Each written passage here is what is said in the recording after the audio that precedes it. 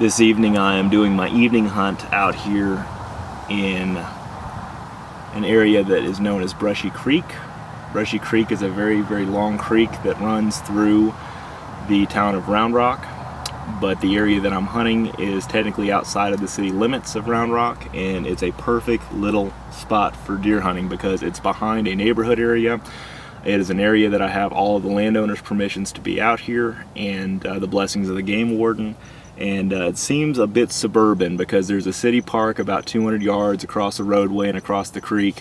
And but where I'm hunting right now, my exact hunting location is away from kind of any kind of major hazards or issues there. And it's just kind of a really neat area to be out here. It's neat to think that years ago, back in the mid 80s, when they were building one of the major roads through the suburbs of Austin, of Cedar Park, we actually had people who lived here, they believe, during the Neanderthal period of 10,000 years ago. And they exhumed the remains against the creek bed here of a lady that they've named the Neanderthal lady. And I just love this story. They found her remains. She was, I think, a 30-something-year-old woman.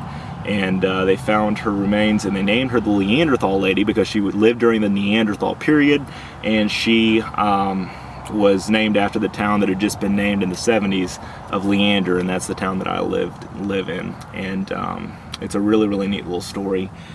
Just to think that I'm hunting the same area that our ancestors from thousands of years ago hunted is just amazing. Even amongst all the population and city dwellers and everything else, it is just humbling to be out here. And I think if our ancestors, could look forward, thousands of years to today and seeing me here, sitting here with my crossbow and a hunting stand, they'd probably appreciate that I'm still hunting with, a bow and an arrow, even in an area like this, in a place that they basically survived off of fish and meat and food that they harvested from the land from this creek that has been here for thousands of years. I just love this stand. I love this area. I love this part of Central Texas.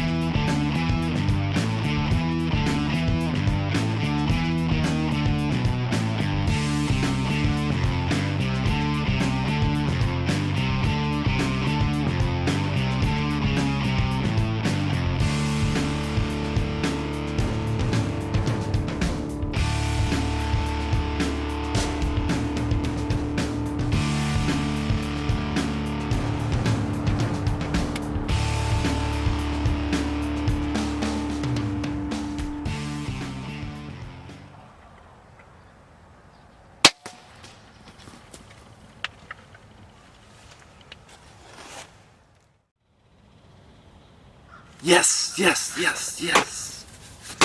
Yes, yes, yes, yes, yes. I counted maybe 10 seconds. And the deer fell down. He ran about 45 yards, fell down, ran another 30 yards, got back up, had a little more stamina on him than a lot of them I've shot. But he's down. He's down. It's my little setup I have here. Got a feeder that's kind of like two 5-gallon feeder buckets that are kind of sewn together with some baling wire. I've got a deer block right there, just a regular protein block you can get at the feed store, and then we got a water source. So that's the way I hunt. Have a constant food source, have a regular food source. I've got buck forage oats planted all through here. Had to wait and go get my arrow on the other side of that creek bed, but thank goodness the creek isn't very high. I knew that's what I signed up for when I put my stand out here. That's the exit wound right there. Like I said, not over 100 yards of running, just an incredible, incredible shot. And look at this buck. Check this out. You gotta look at those horns, man. That's just some different stuff. So anyway, there's our hunt.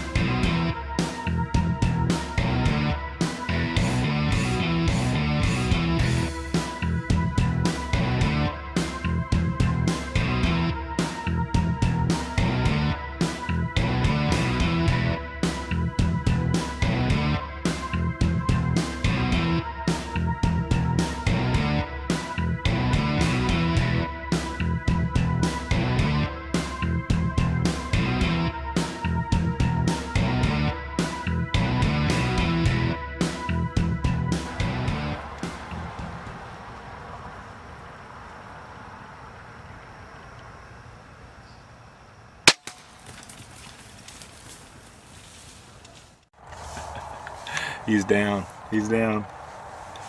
Oh my gosh. That was an incredible shot. Shoulder hit, and deer ran maybe 25 yards and stood there for a second and just fell over. It was hilarious. About 10 seconds after the shot. It's just awesome to watch. I'm almost out of shooting light, but here is our Grim Reaper buck. Shot placement right there. Here is a nice creek bottom Central Texas buck. Certainly not a gigantic super trophy, but I'm sure I'm proud of him. I have hunted out here for the last 3 years now, and it's very urban, as you can tell. There's a car about every 5 seconds coming down the road behind me. But this is a real blessing to be here. I'm so humbly blessed. This is my first twofer. Last year I killed one in the evening, one in the morning within 24 hours. This year I killed one this morning and I got one this afternoon. So cannot say enough about our sponsors. Grim Reaper, Lumenok, Buck Knives, Barnett Crossbows, all work together.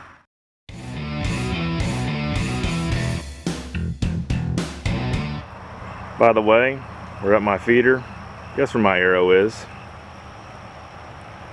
You see it blinking over there, glaring at me across the river. So I have to cross the river for the second time today to get my bolt. But that's part of what you do when you hunt a creek bottom, I guess. That's the way creek bottoms work, I guess. Oh well, it's worth it.